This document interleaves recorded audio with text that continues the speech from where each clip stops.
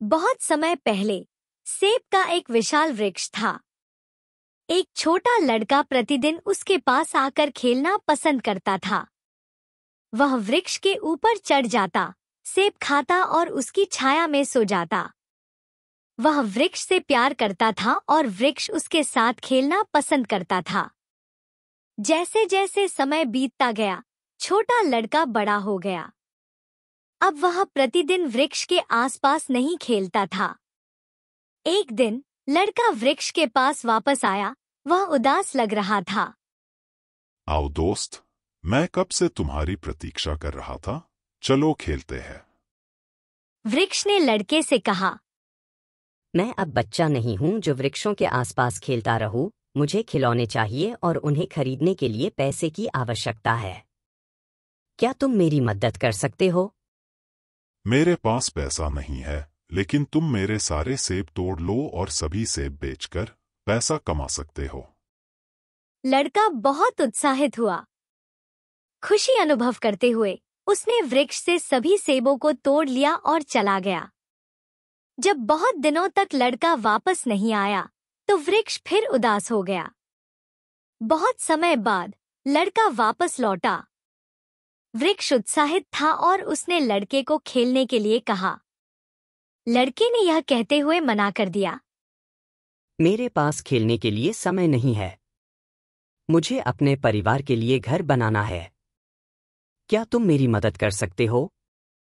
बेशक, तुम अपना घर बनाने के लिए मेरी शाखाओं को काट सकते हो।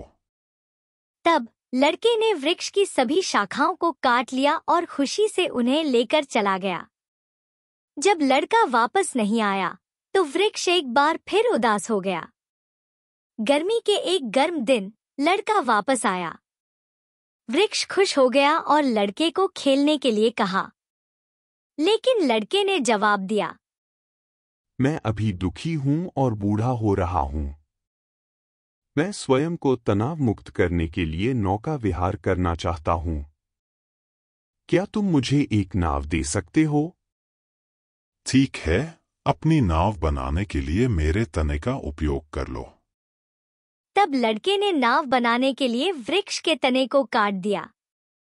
वह नौका विहार के लिए चला गया और लंबे समय तक नहीं दिखा।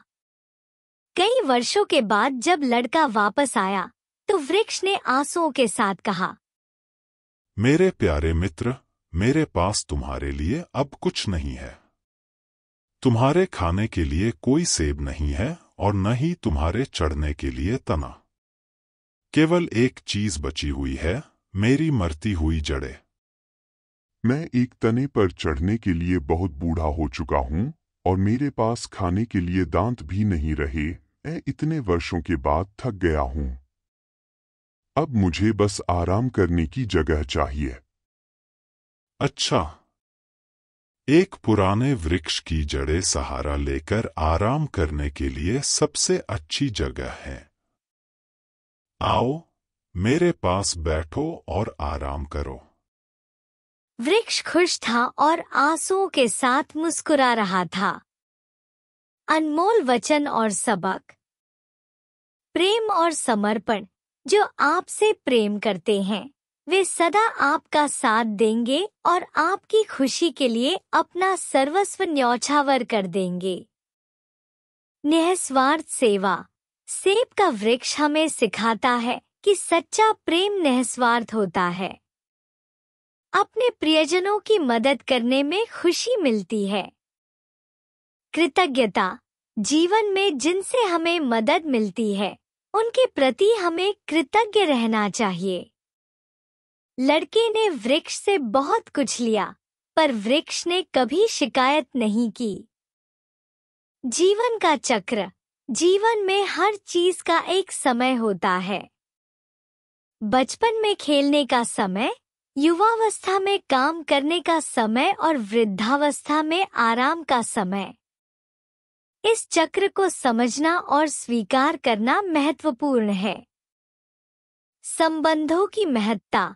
जब हम अपने प्रियजनों के साथ समय बिताते हैं, तो वे क्षण अनमोल होते हैं। इसलिए हमें अपने रिश्तों को संजोना चाहिए और समय निकालना चाहिए।